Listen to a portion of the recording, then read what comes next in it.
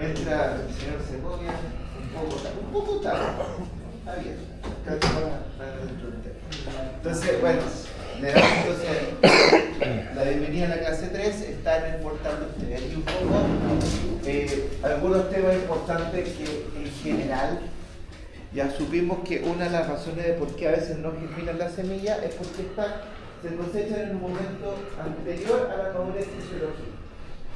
Concepto que lo ven en varios ramos, que tiene que ver con, a la par con un fruto. La madurez fisiológica es un estado en que el embrión dentro de la semilla ya está completamente formado y hay algunos factores internos a la semilla que a lo mejor no van a hacer que germine, pero ya el embrión está completamente formado en la semilla. Muchas veces coincide con madurez de fruto, en el caso de la madurez de la semilla. Y en el caso de los frutales, ciertos no climactéricos, la madurez de cosecha, generalmente en un fruto, como les dije, coincide con la madurez fisiológica. O sea, en los frutos que son no climactéricos, ¿vale? Es decir, el limón, ¿cierto? Ejemplo, el oliva, ¿ya? ¿Qué cuál? En general son frutos en que coincide la madurez del fruto con la madurez fisiológica. En caso de los frutos climactéricos, el momento en que la madurez fisiológica está, en general, le falta parte al fruto para madurez de cosecha o madurez de consumo. ¿Ya? Nos puede ocurrir.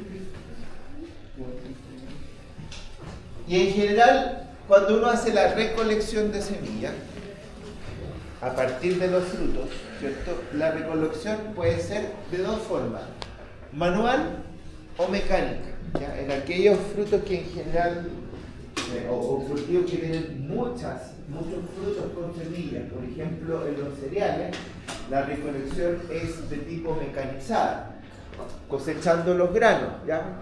Similar a lo que hacen cuando cosechan granos como margarina y otras cosas, se cosechan los granos como semillas.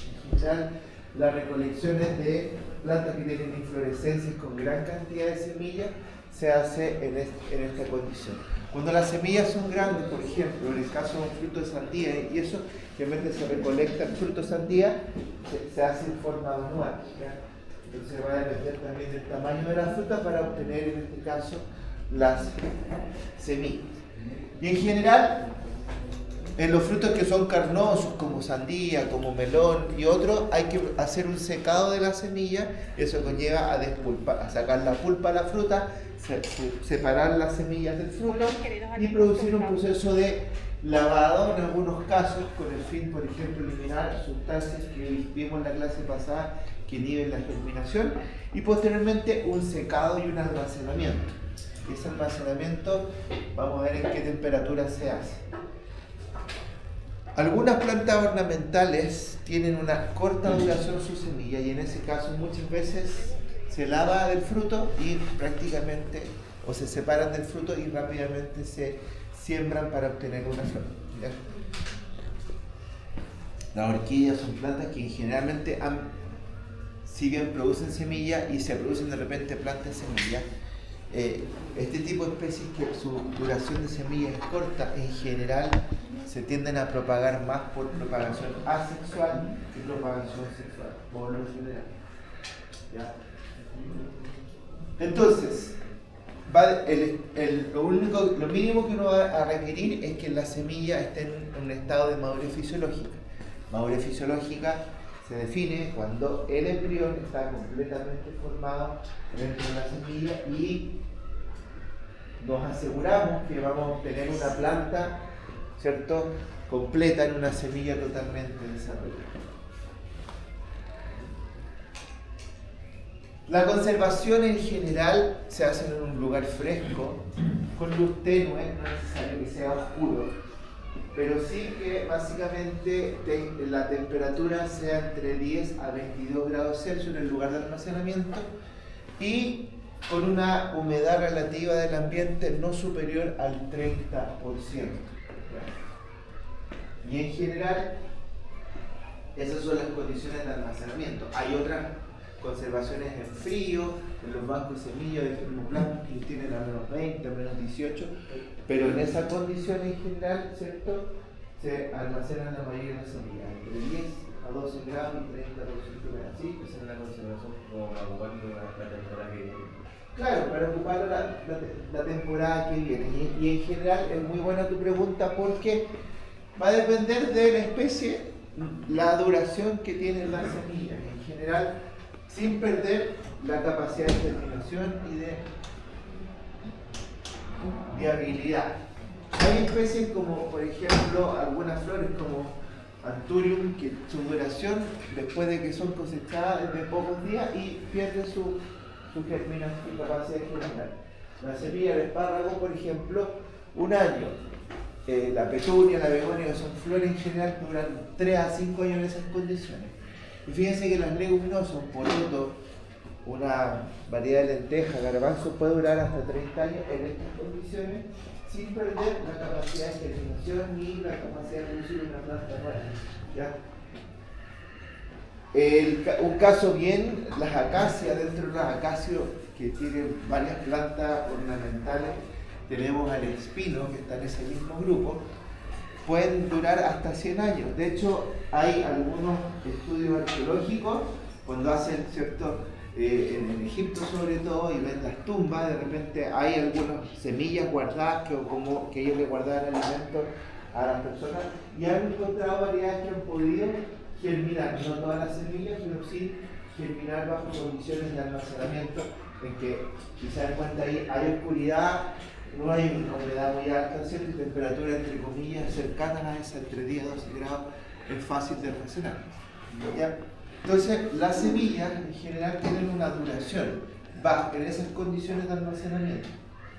Y hablamos de 3 clasificaciones según la durabilidad de las semillas sin perder la capacidad de germinar.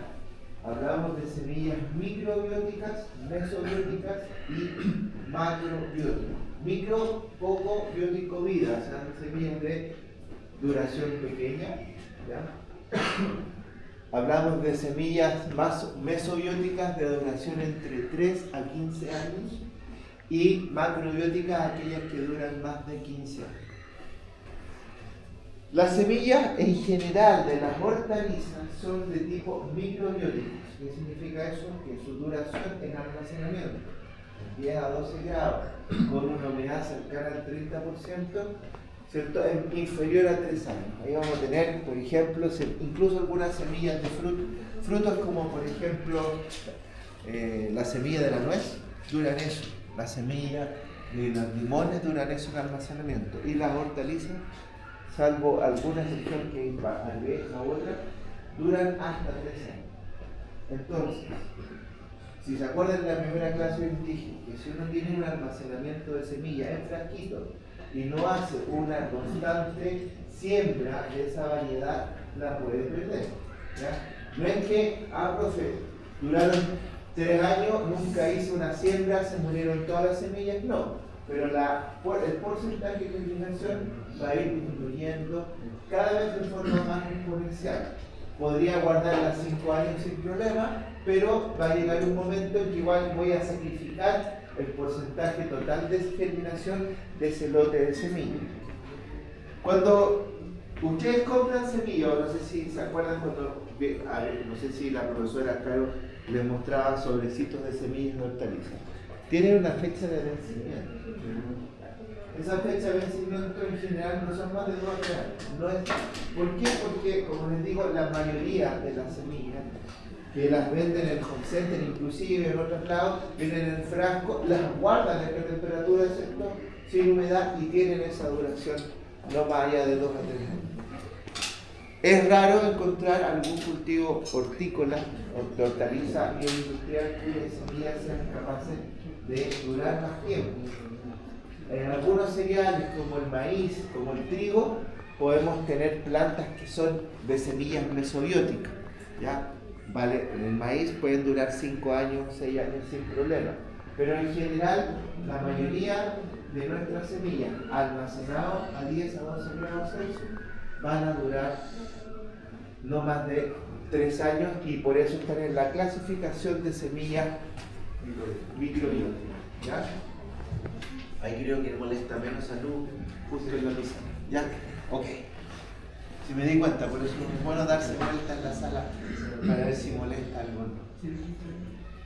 Ya, entonces ahí tenemos, ¿cierto? Básicamente formatos en que se entregan las semillas. Muchas veces son distintos formatos y algunos con sílica gel para mantener la humedad, con algún desecante en el interior. Pero básicamente los formatos, ¿cierto? Están pensados en mantener, digamos, lo mejor la condición de estas semillas. Y como les dice ahí, son semillas, son organismos vivos, o sea, están latentes, tienen células vivas, están incluso en algunos casos siguen haciendo tasas de respiración muy bajas, muy bajas. Y en general el plazo, si uno no sabe básicamente la fecha de vencimiento o no establecida, en general muchas veces uno compra, no sé si le ha pasado, semilla corriente de pasto. No, si la tengo, personas a veces la tienen por X tiempo, uno las coloca y no sale nada. Dice, tengo mala mano, la típica, ya, todo el mundo. No, porque muchas veces no tenemos la idea de la noción del tiempo de duración de la semilla. ¿Ya? Como les dije, es ideal almacenarlo en una zona de 10 a 12 grados, seco, no con luz directa y en embalajes siempre cerrados, ojalá. ¿Ya? Y la manipulación es suave. En general no hay que agitarle estas semillas, no son de juguete, sino que hay que mantenerlas así también. Muchas veces como que empiezan a hacer sonajeras con semillas o pasarse a los niños. No, se guardan tranquilamente. ¿Ya? En general, para almacenar sin producir una criogénesis, que es mantenerla por un tiempo inactiva, como les dije, 10-12 grados es normal, 15 en algunos casos, en algunas semillas tropicales no puede llegar a 15, pero no más allá de 20 ni menos de 1. ¿Ya? Como máximo, lo ideal son 30% de la como para que se pongan un límite, como máximo hasta 60%. Profe, ¿Ya? ¿qué va a variar la humedad para En el contenido interno de agua que puede tener la semilla. La semilla en general bordean entre el 10% al 20% de humedad relativa, ¿ya? En general.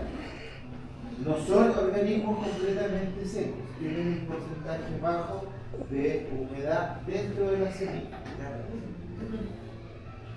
Hay ciertas semillas que salen en la etiqueta la temperatura de almacenamiento. Por ejemplo, algunas que se almacenan a 8, ¿ya? Y que la duración también sale, a veces son 12 meses, por eso las microbióticas van desde semanas, meses, hasta los 3 años, ¿ya? Las semillas en general. Y en este caso se pueden almacenar en algún refrigerador que llegue a 8 grados Celsius. No sé si en general todos nuestros refrigeradores tienen un sistema de graduación de temperatura, más frío, más helado. Ligeramente el 0, el más bajo, el de más alta temperatura, y bordea los 8 grados en general. Entonces uno lo podría almacenar para cierta especie donde se requieren 8 grados Celsius para almacenar. Son las menos, ¿ya? Y en este caso uno, como regla, calcula 10 a 12 grados y evitar pasarme la humedad relativa de almacenamiento. Si yo estoy pensando en un germoplasma de semilla, donde voy a tratar de mantenerlas por mucho más tiempo sin sembrarlas, hay procesos de ultracongelación que me permiten mantener por más tiempo la semilla sin necesidad de hacer una germinación. Pero para eso son tratamientos que le hacen, por ejemplo, de línea hacen eso, distintas series de líneas para mantener semillas por mucho tiempo, con un fin no tanto productivo, sino que también de preservar el patrimonio, ¿cierto?, de un país o de una localidad. Yo sé que en la sala hay gente de descendencia, ¿cierto?, ancestral de nuestros pueblos formadores. Ya hay uno. Ya, con mucha honra, dice él, ¿cierto? está bien, hay que ser así. Y que muchas veces guardan semillas en envase, pero si no la están continuamente resembrando, se pierde. Entonces les doy ese consejo, no, si tengo una semilla, a no ser que sea un poroto, en general todos los cereales pueden durar más, pero se va perdiendo la capacidad de germinación. ¿Ya? Entonces hay que estar continuamente, si uno quiere mantener semillas, les insisto, y no tiene unos sistemas de ultracongelación, es mejor estar cada 1 o 2 años volviendo a sembrarlas para poder tener, ¿cierto?, la semilla. Teniendo en cuenta lo que vamos a ver un poco más en la clase, que en general uno tiene un muy buen éxito cuando las semillas son de autopolinización. ¿Qué significa una semilla de autopolinización? Aquella que tiene un porcentaje muy alto donde el mismo individuo de la especie se autofecunda. Y eso genera poca variabilidad. ¿Ya? En especies donde se favorece la polinización cruzada, uno igual al tratar de guardar la semilla va a tener una variabilidad. ¿Ya? Entonces en general las especies de autopolinización, como por ejemplo el trigo, como por ejemplo el mismo tomate, ¿ya?, es más factible hacer almacenamiento de semillas. ¿Por qué digo el tomate? Porque una de las semillas de patrimonio y que se la pelean entre peumo, rengo y limache con el tomate, empiezan no, si el tomate limachino es de peumo, y empiezan que el tomate rosado, no sé si alguna vez lo han visto, que dicen que es de real tomato, que tiene sabor a tomatito. Ya se puede, en zonas de peumo se han encontrado algunos, se han encontrado en la zona del tomate, ¿cierto?, limachino, famoso. Claro, se puede guardar sin gran variabilidad porque es una especie que en general tiene autopolinización, un porcentaje alto. Esto ya lo habíamos visto en la clase anterior, pero quiero decirles que en Chile, algunos puntos que no vimos y que tienen que ver con estadística. En Chile, Chile es un gran productor de semillas, como ya lo dije en la primera clase, y si se acuerdan cuál era la especie que más producía Chile en semillas, era el maíz. El maíz, ¿cierto? Es el principal cultivo. Ahora, las empresas que trabajan o productoras de Chile están asociadas y lo pueden encontrar incluso en la página web, están asociadas a una asociación que se llama Asociación Nacional de Productores de Semillas, ANPROS, ANPROS Chile, donde hay harto material que les va a servir para hacer las presentaciones en la segunda unidad. Y aquí vemos la información que hay, que no varía mucho con la del 2023, que es la que está en el sistema. ¿Ya? Dice, hablando de las exportaciones de semillas 2022 en cuanto al grupo de hortalizas. La hortaliza número 1 en que se vendió, ¿cierto?, se exportó semillas, corresponde, y ahí están todos los números, me faltaron el 17, pero están los top 10. El top 10 es sandía, en segundo lugar el brócoli, tercer lugar doña zanahoria, cuarto pimiento, quinto brócoli, repollo, ranching, que es un tipo de brásica, pepino, lechuga y tomate. Esas son las 10 top 10 de las hortalizas que Chile vende. Ranching es un tipo de brócoli. ¿Ya? En realidad mezcla de hojas verdes de brásica que se vende como un genérico. ¿Ya? Berenjena, endivia y otras como la cebollita china, que es el cebollín, ¿ya?, entre otros, ya se vende, son más secundarias, ¿ya? Chile exporta muchas semillas, pero también importa semillas para su producción. La exportación está pensado ¿para qué? Para el hemisferio norte, para llegar al momento incluso de siembra del hemisferio norte. Sin embargo, la number one, como dicen del grupo de las industriales en general, son el maíz, y es la número 1 en Chile en todo, la canola, ¿cierto?, el girasol, la semilla de las flores en un importante valor, Dentro de las forrajeras exportamos alfalfa, avena y trébol blanco, ¿ya? Sin embargo, el total en cantidad de kilos de las berenjenas forrajeras, son la mitad de las industriales, ¿ya? Y en el rubro total, si pensáramos en total, son básicamente 40.400, o sea, 40.445 kilos. Fíjense en los kilos, me pasa lo mismo que a Freire. 4.445.640 kilos en total de semillas, total, más una cosa importante de esta área, y es cosa importante destacar, que en Chile el nivel de personas tecnológicas que se está relacionado con la investigación y desarrollo de semillas, fitomejoradores, seleccionadores, etcétera, tiene una gran cantidad de importancia en el valor de exportación como expertos que van a otros países a asesorar en el hemisferio sur. Nuestra competencia en el hemisferio sur son básicamente en la producción de semillas Sudáfrica y Nueva Zelanda. La competencia de productores de semillas. No en Latinoamérica, sino que en el desarrollo de investigación de semillas y calidad de producción de semillas tenemos acá gran importancia. En el hemisferio norte vienen varias personas acá, franceses, norteamericanos, etcétera, a trabajar durante la temporada como fitomejoradores, pero nuestro nivel de productores de semillas es muy valorado a nivel mundial, y también, si bien tiene menos de un 10% del total del valor económico del área de rubro en cuanto a servicios, prestaciones hacia el extranjero, no deja de ser.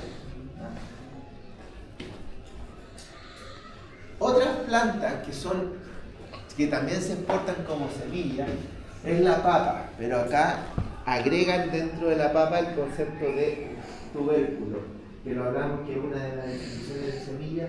No botánicamente es lo que se usa para diseminar el cultivo, ya en este caso venden papa como papa tubérculo para la semilla. El tabaco sigue siendo importante, ¿ya?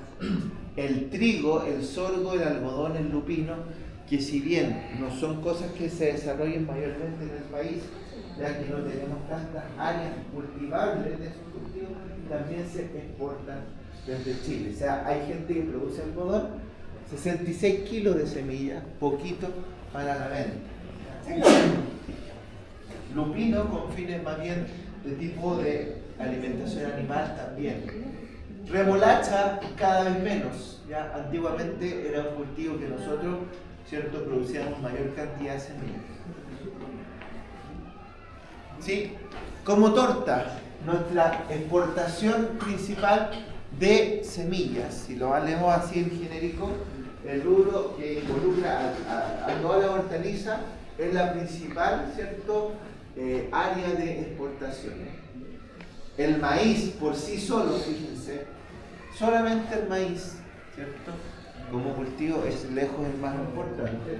Y después viene la canola, el girasol. Aquí en todas las hortalizas, las que vimos en Top One, ¿cierto?, en la sandía, el brócoli, etcétera, todas, ¿cierto?, son un rubro importante por sí solo, como por sí solo. La investigación y desarrollo, les dije, el personal y la capacitación que se hace al extranjero y para Chile tiene un valor importante dentro de la economía, ¿ya? Y, ¿cierto?, otras semillas donde está el algodón y otras, como les mostré, con un muy bajo porcentaje dentro de nuestro desarrollo. O sea, el área chilena es básicamente hortalizas, maíz, canola y girasol. Esa es nuestra área de producción de semillas. Y de flores, como tienen el ramo con Martín, también hay una importante producción, ¿cierto?, de semillas de flores como rubro, pero no la podemos comparar a las demás, a las industriales o a las hortalizas.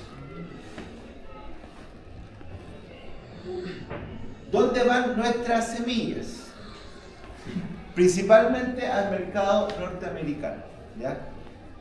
Y acá no exigen, como en otros productos, hacer algún tratamiento de fumigación u otro, sino que las semillas, ¿cierto?, entran, digamos, con un sin fumigación por bromuro metilo, que todavía, aunque ya eso supuestamente no existe, en Estados Unidos lo sigue exigiendo para importar productos. ¿Ya?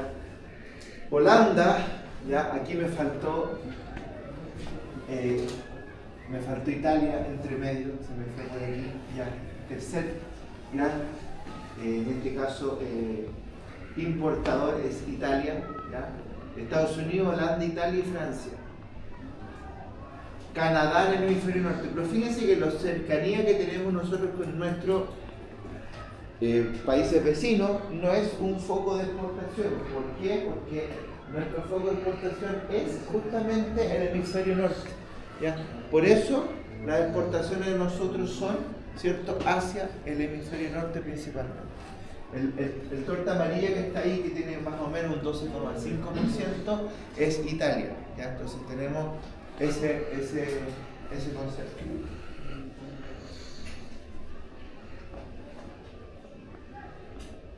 En cuanto a los continentes, principal continente entonces es América del Norte, Europa en segundo lugar, después vendría, ¿cierto?, Asia, cuarto lugar América, y ya a los países que son más competencia como nosotros, África, mucho menos, y Australia, Oceanía, prácticamente nada de nuestras exportaciones de semillas van allá.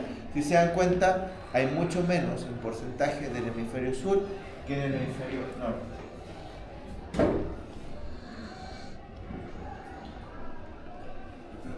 Esas son las exportaciones. ¿A quienes nosotros le compramos semillas para desarrollar nuestro cultivo?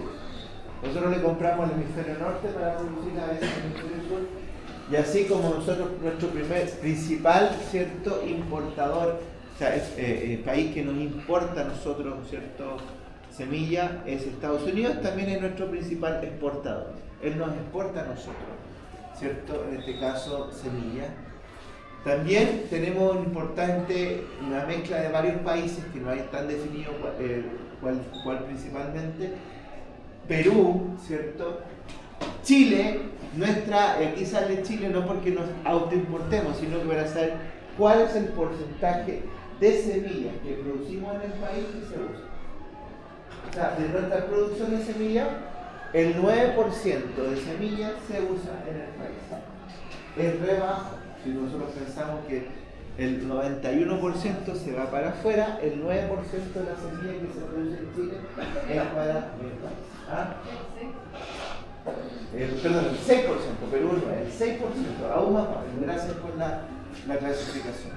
Y los otros países europeos en general, un porcentaje menor.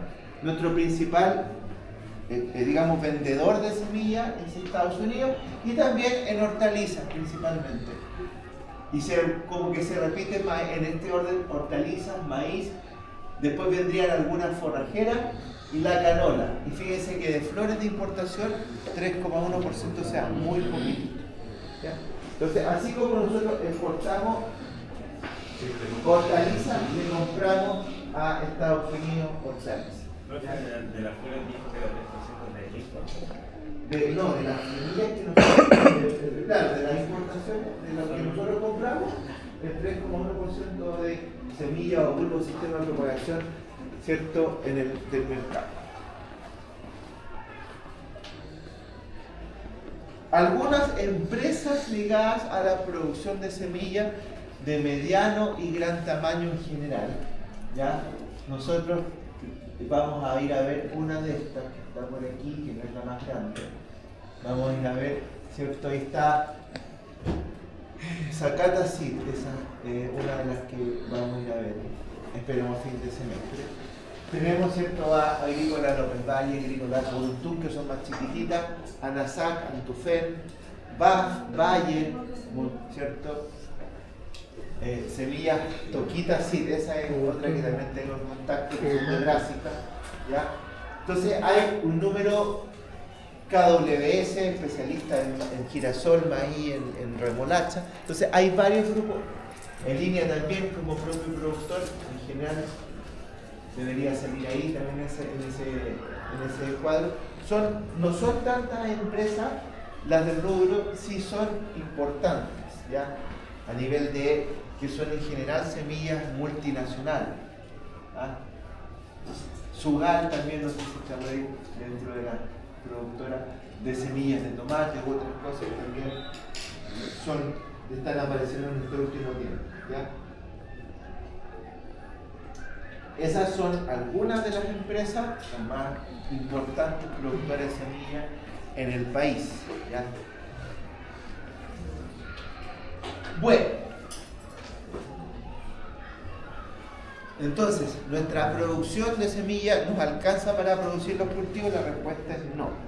Quedamos con un 6% de las semillas que producimos en Chile para nuestra autoproducción, por lo tanto, gran cantidad de las variedades que ustedes comen proceden del hemisferio norte y la mayoría, algunas de esas semillas la gran mayoría son de Estados Unidos. Entonces, cuando hablamos de variedad Red Glove, por ejemplo, o variedades en hortalizas como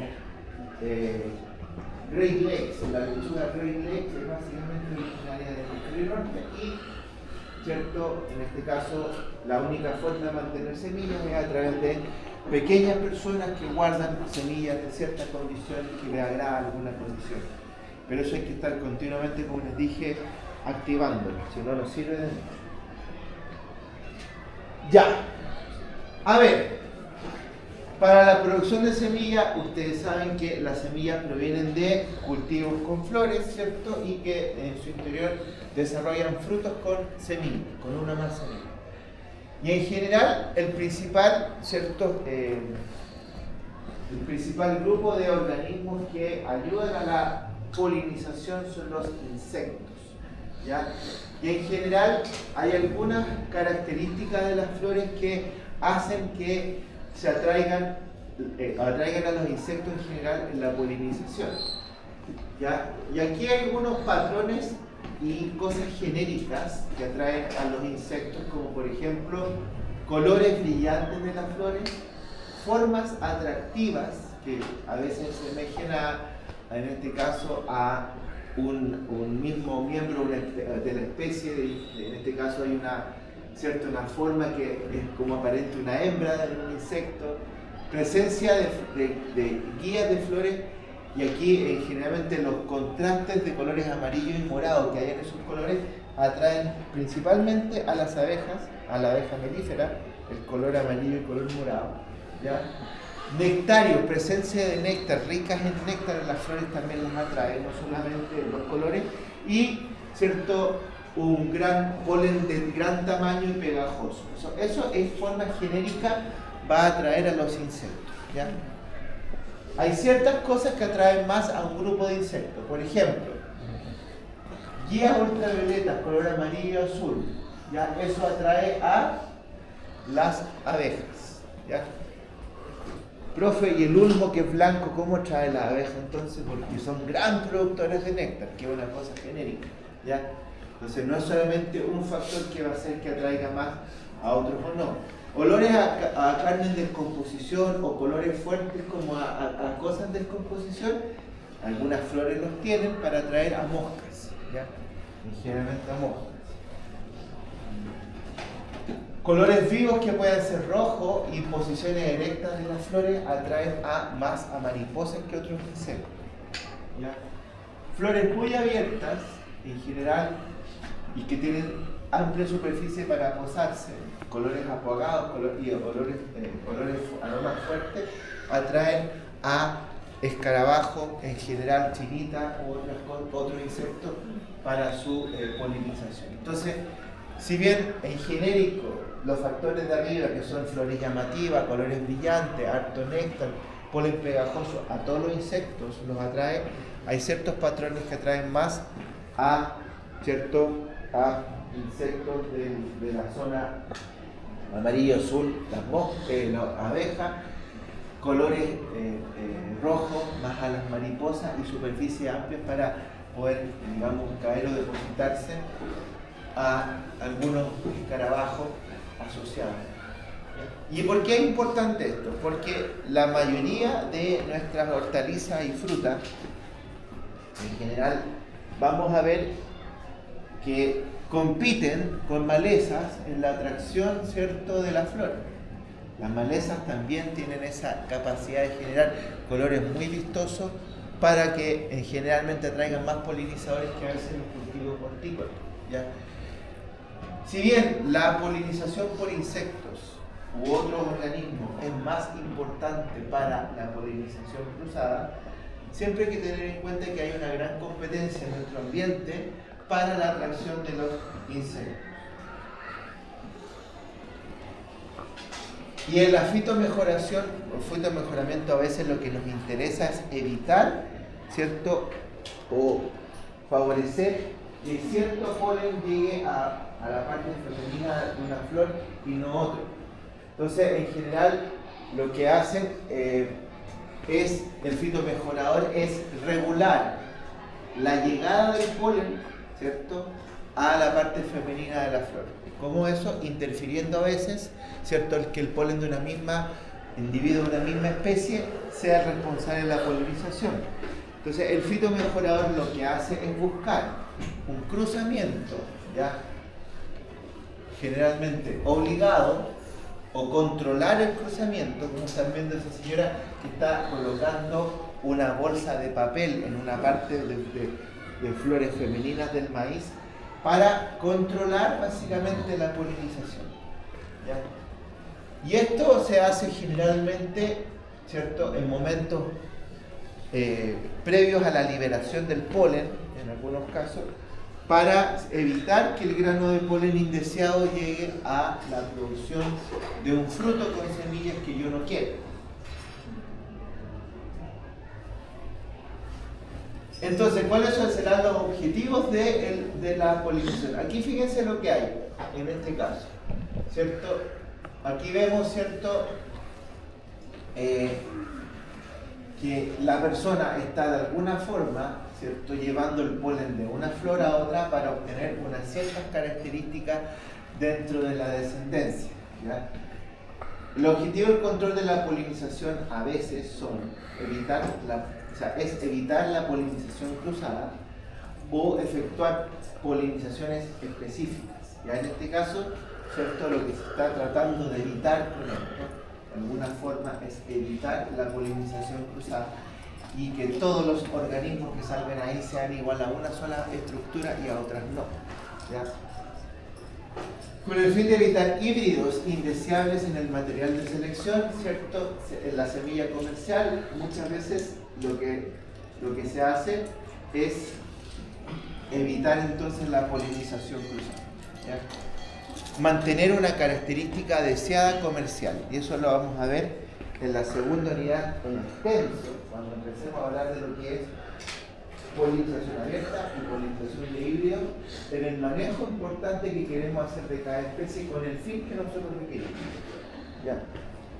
¿Por qué será importante producir semilla en general de una cierta característica y que, ¿por qué creen ustedes que es importante? Mantener el gen. Mantener el gen. Sí, a veces hay mutaciones pequeñas, fuera de mutaciones. Para el mercado deseado. Para el mercado deseado. Pensemos en el mercado industrial de tomate, que quieren un tomate con ciertas características que madura una época del año, y si yo le doy una variabilidad de semillas con distintas formas, tamaños, colores, no les va a servir mucho, ¿ya?, desde el punto de vista productivo. Entonces, el fitomejorador lo que trata de hacer es evitar la polinización cruzada. ¿Cómo podemos evitar la polinización cruzada? Primero podemos aislar, ¿cierto?, en este caso en especies que son de polinización cruzada, ¿ya?, o que son especies que las flores o el polen puede viajar mucho entre variedades, hacer cerco o evitar, en este caso, un acercamiento de variedades con aislación. Vamos a ver que para cada cultivo hay distintas estrategias de aislación, en algunos casos invernadero, en otros casos varias plantas, así como de separación, que no las ocupa como un cerco vivo, etc. ¿Ya? En general, distancia entre 500 a 800 metros entre lotes de un mismo material, por ejemplo en el maíz, para evitar un cruzamiento. Fechas de siembra distintas. ¿Para qué? Para que uno adelante o retrase la floración de variedades. Uno puede manejar, ¿cierto?, sembrando en fechas distintas los tiempos de floración.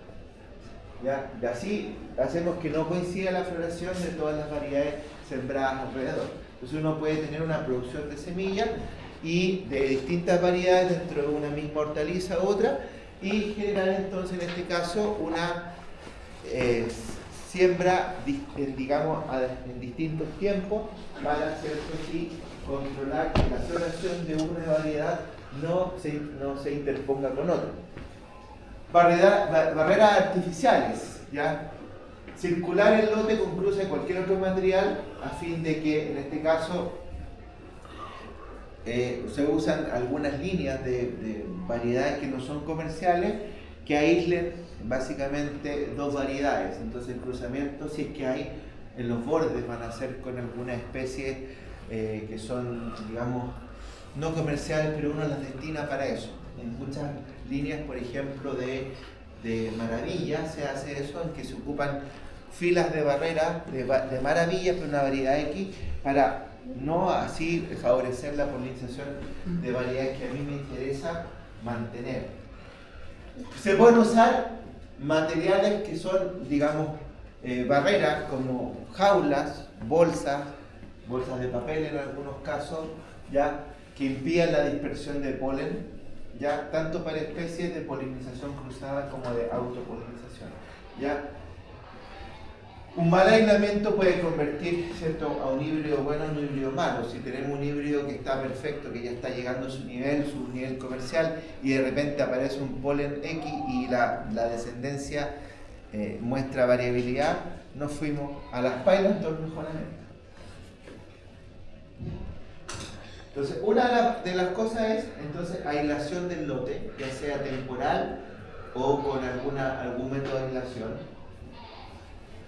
A efectuar polinizaciones específicas, ¿ya? Y aquí muchas veces cuando hacemos ciertas polinizaciones específicas, el fitomejorador elige a los progenitores básicamente, ¿ya? Y a través de cruzamientos y autofecundaciones se generan ciertos distintos tipos de mejoramiento. Las polinizaciones específicas van por el lado de tratar de obtener líneas puras en plantas, ¿ya? Líneas puras, o sea, lo que estamos tratando de hacer aquí es que disminuir la variabilidad, hacer que las especies de alguna forma sean cada vez más puras, se autopolinicen, o que uno lleve un cierto polen característico y es un híbrido, entre comillas, puro, ¿ya? Hay varios factores que influyen para que básicamente una especie se comporte como una línea pura. No sé si se acuerdan del término autógamo y alógamo. Autógamo es que se autopoliniza una planta con su propio polen, y alógamo es que básicamente de polinización cruzada, ¿ya? Entonces, los fitomejoradores, independiente del tipo de polinización que tengan las plantas, en general buscan hacer líneas puras, tratan de hacer autógama una especie dentro de lo que se pueda, o una variedad, evitando la polinización cruzada. Y aquí hay varias características asociadas a las especies que hacen que sean más o menos autónomas las plantas. Por ejemplo, aquellas plantas que tienen esterilidad o androesterilidad, porque el polen que producen las especies, con el tiempo se han puesto inviables y hacen que en general sean especies que no se producen semillas, sino que sean más bien de comportamiento sexual o que se propaguen en forma sexual. Por ejemplo, en algunos, alguien que me diga que va a vender semillas de plátano para propagar la planta del plátano, así es imposible porque tienen androesterilidad y las semillas que se forman, si es que se forman, son casi infértiles. Autoincompatibilidad. Esto produce en generalmente que haya una planta que tenga autoincompatibilidad con su polen, lo que hace es que básicamente genera sí o sí cruzamiento, ¿ya? Y ahí es muy complejo. Lo que uno hace, más que una línea pura, hace un híbrido que generalmente tiene una condición pura, en que todos los años busca a dos parentales para generar un híbrido con características comunes, y va generando un híbrido entre comillas puro. Se puede hacer, la autoincompatibilidad se puede ir manejando con cierto tiempo en hacer cruzamientos guiados todos los años y de alguna forma hacer que esa planta empiece a aceptar el polen propio de ella. ¿Ya? Es más complejo, pero toma un tiempo. Hay flores que son cleistógamas. ¿Qué significa una flor cleistógama? Es aquella en que las partes reproductivas están dentro de las protecciones de la flor y no ni siquiera los pétalos abren ni ya se polinizan. Estas plantas en general que son cleistógamas son de autogamia. Ejemplo, el trigo, el arroz, el tomate. Y generalmente su fecundación ocurre antes que las estructuras de la flor abran. ¿Qué hace? Y eso en general genera líneas puras. ¿Ya? Entonces, la producción de tomate es más fácil. ¿Sí? A ver, te lo voy a mostrar en imagen. Mejor mostrar una imagen de una flor cleistógama.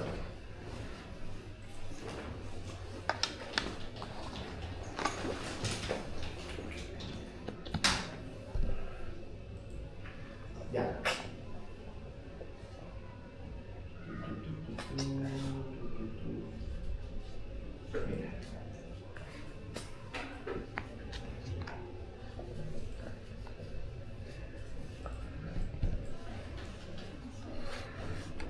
Mira.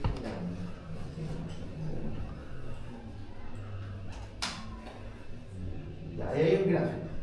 La cleistogamia, un poco un gráfico, está mejor ese gráfico.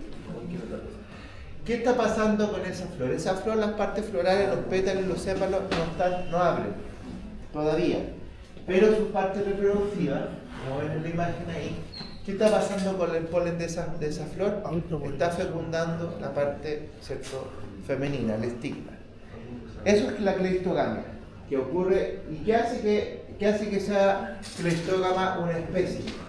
En general, favorece la autopolinización. ¿Por qué? Porque está cerrada la parte de la flor e impiden el ingreso de otro polen. ¿Ya? Para este tipo de planta, el mejoramiento genético para producción de semilla es bien complejo, porque de alguna forma hay que entrar, ¿cierto? A entrar a sacar, en este caso la parte masculina, sacarla antes de que libere el polen. Entonces uno tiene que saber el estado de madurez del estadio de la flor para muchas veces con una pinza cortar los estambres de esa línea y evitar la polinización. Y por otro lado, si quiero producir un híbrido, traer el polen de otro individuo y colocarla en su interior en el momento de la fecundación. ¿Ya? Entonces, la cleistogamia, que tiene por ejemplo el tomate, el pimiento, que tiene los cereales en general, favorecen la autopolinización o la, ¿cierto? La autogamia. ¿Ya? Entonces, flores de ese tipo. La mayoría de las flores son casmógamas, o que tienen casmogamia o chasmogamia, pues la ponen con CH o con C, que son aquellas flores en que se abren las estructuras, dejan abiertas las anteras, la parte femenina, y son las que atraen generalmente insectos, y en general la mayoría de las plantas que son casmógamas o chasmógamas son de polinización cruzada. ¿Bien? Entonces, en este tipo de flores también se cortan a veces los estambres para evitar la autopolinización. Podemos tener flores autógamas o alógamas, pero la mayoría son más de alogamia al abrir, ¿cierto?, y quedar expuestas las partes masculinas y femeninas de la flor. La mayoría de las hortalizas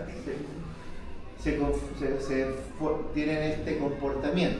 Vamos a ver, por ejemplo, que en la zanahoria hay algunas flores de la inflorescencia que son casmógamas, yo que se baja al centro, se comportan como cleistógamas. O sea, ¿puede haber en una inflorescencia ambos tipos de apertura? Sí, puede existir. ¿Ya? Lo que, como dice, hay ciertos factores ecológicos que originan un comportamiento mixto. Y dentro de una inflorescencia pueden haber algunas flores solitarias, otras de inflorescencia de una misma especie, que puedan tener cleistogamia o casmogamia en la misma planta. ¿Ya? Son cosas que uno debe conocer con las especies. ¿Ya? El ejemplo, las umbelíferas, la zanahoria, el apio, etc., tienen comportamiento mixto, donde vamos a encontrar que algunas flores de la inflorescencia son más, las que están más afuera en general son más de tipo casmogamias, o sea que tienen una apertura a los pétalos y que su interior, ¿cierto?, se libera después la antera y queda expuesta para la polinización, y las que son más centrales en general no alcanzan a abrirse los pétalos y los sépalos y tienden a, ¿cierto?, a la autofecundación. Entonces podemos tener comportamientos híbridos en inflorescencia. La respuesta es sí. ¿Ya? Ejemplo de cleistógama, ya les dije, el tomate, el pimentón,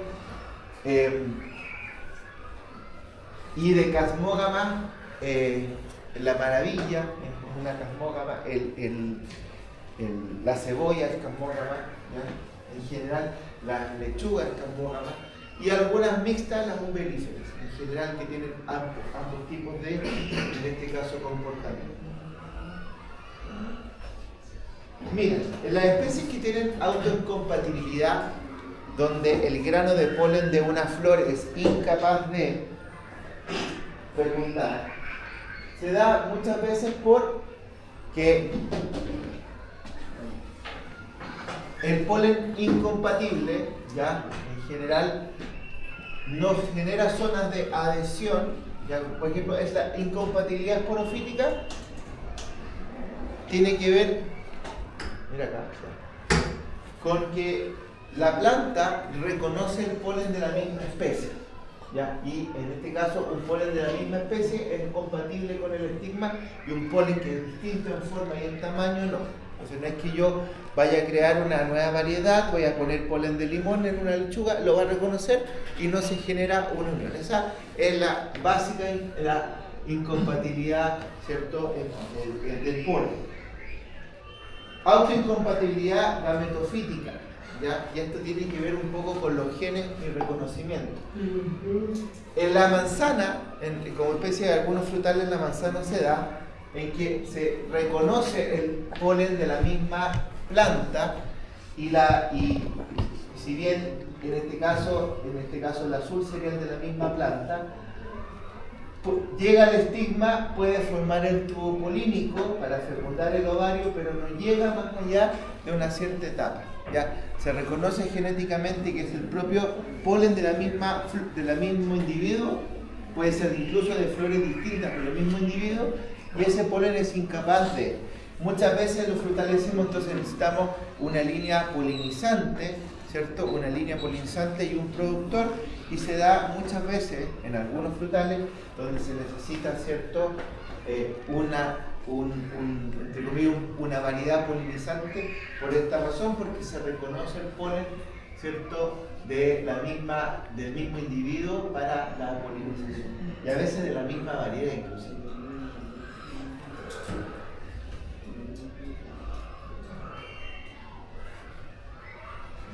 Ya, no. La casmogamia, como les dije, era que básicamente las flores casmógamas se abren, ¿ya? Y eso permite la llegada de los polinizadores, ¿cierto? Y la cosmogamia, ese proceso ocurre después de la antesis en flores abiertas, ¿ya? En flores casmógamas pueden tener lugar la autogamia o la alogamia cuando se abren. En otras palabras, la polinización cruzada en general es la estructura, ¿ya? Estas flores abiertas que dejan, ¿cierto?, las partes internas disponibles son generalmente visitadas por polinizadores fuertemente. Por otro lado, acá vemos el ejemplo de una flor que hay que abrirla, que las anteras están pegadas a la estructura, donde ya el ovario se ve ya gordito, fecundado ya en este caso, ¿ya? Esta polinización se hace en el capullo, en el botón floral, ¿ya? La autogamia es básicamente obligada, en este caso en forma natural, porque las flores no se abren, no abren los pétalos, y la ventaja es que permite que la flor no requiera polinizadores, ya en este caso la autogamia en forma normal no requiere polinizadores, ¿ya? Y que si está en un ambiente más o menos estable, y generalmente no tiene problema año tras año de generar nueva descendencia. De punto de vista evolutivo, las flores en general tienden a ser más casmógamas que cristógamas. ¿Ya? Vale decir, ¿cierto?, favorecer la polinización cruzada. Ese es en general el objetivo que tienen las flores. ¿Ya? ¿Y qué hace un fitomejorador mejorando el trigo, el arroz, que son básicamente especies de este tipo? Introducir, como les dije, interrumpir el proceso de la floración antes de que el polen, ¿cierto?, se libere, y la típica técnica que se utiliza es la emasculación. Y ahí vemos un ejemplo de emasculación.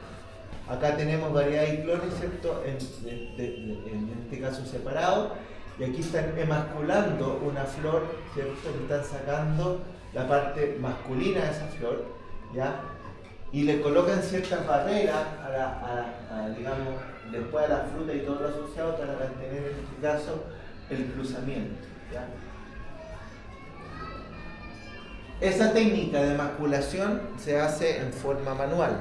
En la sandía se hace emasculación, entre otros cultivos, y donde la mano de obra para emascular el semillero es muy bien pagada. La mano de obra, estamos hablando de 30, 40 lucas la hora por ese tipo de labor, ¿ya? Es bien pagada desde el punto de vista temporero, porque son personas que están capacitadas y reconocen que hacen un buen trabajo para la emasculación en semillero. Les doy el dato por si tenéis que hacer práctica, ¿ya? ¿Ya? Entonces, la emasculación, en este caso lo que uno hace es cortar o eliminar, en este caso en forma física o incluso en forma química, como vamos a ver algunos productos químicos que hacen que se degrade solamente la parte masculina de la flor, ¿ya? O hacer flores feminizantes con algunas hormonas, ¿ya? Eso ayuda a, básicamente, lo que estamos haciendo es que esa línea, al sacarle los estambres, la estamos transformando solamente en una línea desde el punto de vista de producción de ovarios para la producción de frutos y semillas. O sea, antiguamente se decía una línea más bien hembra, ¿ya?, dentro de la producción.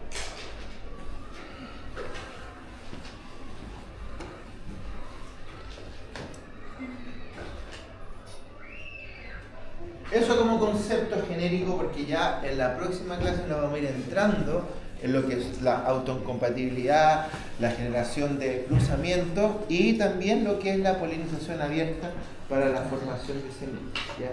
En la próxima clase vamos a empezar a ver técnicas de manejo de ciertas especies, cebolla, tomate, brócoli, sandía, que son las más importantes, para que después ustedes me hagan disertaciones de producción de semillas en polinización abierta.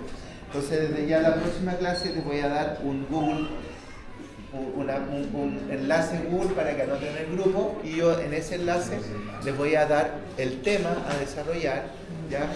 La próxima clase va a ser como un ejemplo de lo que yo espero que ustedes hagan, ¿ya?, en base a polinización abierta, ¿ya? ¿Por qué les digo esto? Porque la materia para la primera prueba, que era en abril, el 16, sí, me había equivocado un día, era la única que tenía un día equivocado, me ha dicho Carolina, creo que me había dicho que estaba mal, Catalina, Catalina me dijo, no, profe, no era el 15, era el 16, un día, no sé, alguien me dijo, un día, ah, que no sería, qué bueno, le está echando de menos,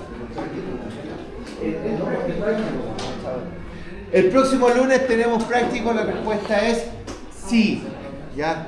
No tienen con la profesora Melissa y tienen conmigo, ¿ya?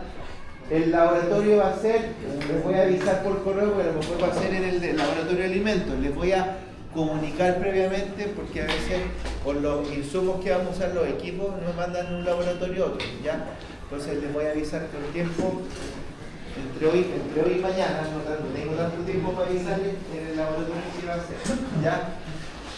Eso, la clase ya está en su sistema, ¿ya? Así que, ¿estás vendiendo las clases o no? ¿Ah? ¿Las estás vendiendo? No. Ah, ¿me regaláis? Sí. ¿Volverían? Sí.